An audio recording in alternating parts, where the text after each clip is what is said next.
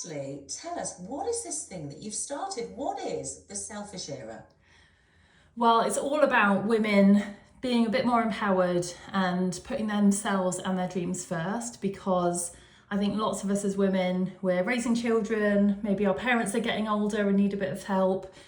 We're working or running businesses or volunteering or like all of those things, and we're giving to everyone else. And we don't always feel like we receive quite as much in return as we're giving, and it doesn't feel fair, and we can sometimes get a little bit resentful and bitter about that, and then we feel embarrassed about that and guilty for feeling it. So it's about letting go of all of that and recognizing that putting ourselves first actually makes us calmer and happier and nicer and better able to care for all the people we love around us as well.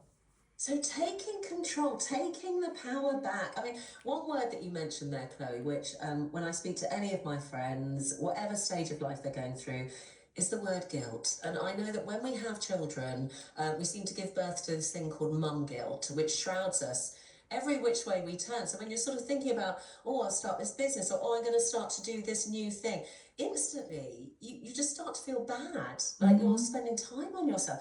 How can you sort of get women to get through that bit? Because that's quite challenging, isn't it? Yeah, and I think it is. It's about recognizing that when you do take time for yourself, so just having a nap or taking 20 minutes to read your book, or when you have a bit of more time for yourself and you feel like yourself again and more. I think so many of us feel like we are a mum and a wife and an employee, and like we're so defined by what we mean to other people that we kind of lose ourselves, and especially when we become a mum, because it's so all encompassing. So it's about like getting back a bit of yourself and recognizing that the more you are, the better you can show up for all of those people that you love. Oh, I love that. I love that, Chloe. And so you're doing are you doing workshops then that you think sort of people could benefit from? Yeah, so I do. So I have a program where we meet twice a week as a group to do different things. So on a Monday morning, it's all about setting up the week, setting your priorities, getting used to asking for help, because we're not very good at that either. We are used to being the fixer and not the one that's actually being a bit vulnerable and asking for help. We don't like to give up that strong, independent woman status. So a Monday morning, we come together and set up our week for success, ask for the help that we need, take a breath, actually plan rather than just launching straight in. And then on a Friday afternoon, we come together and get on with all the things we need to do so we can properly switch off and enjoy the weekend. And I loved it. On my call this morning, we had someone who was there for the first time that she's been on one of these calls. And I said to her that often what we find is that the things that are really on our minds that we've been procrastinating on, that we know are important and they're stressing us out, they turn out to be kind of a 5-minute job.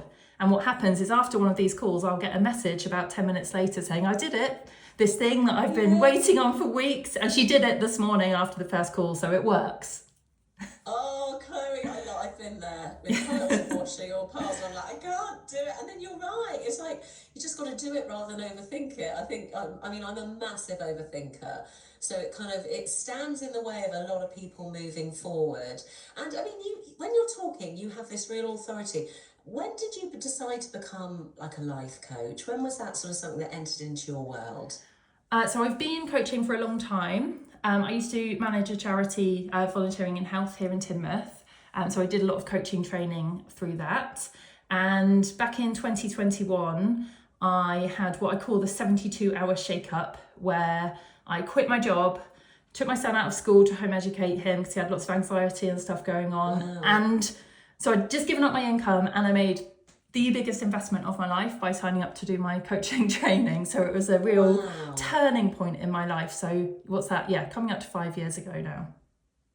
I mean, you went in feet first there, didn't you, really? You just literally jumped in. And I imagine, did that make it sort of, because failure wasn't an option, you'd gone all in, so you've got to make it work. Do you think that made you push yourself harder? Absolutely. And I think it's because I had had a lot of coaching up until that point. So I knew that's what coaching more than anything else gives you that power to make decisions and believe in them and stick to them and make them work and follow them through, because you just get to understand so much about what's really important to you and who you want to be and how you want to live your life. And you start to see what's possible and you want it, so you make it happen.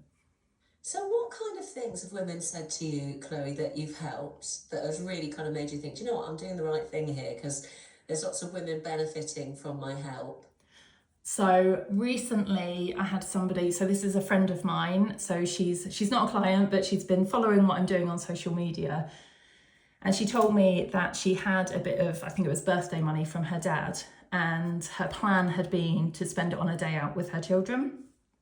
And the more she was seeing my posts, she decided to actually be a bit more selfish with it. So she went and got a pedicure instead.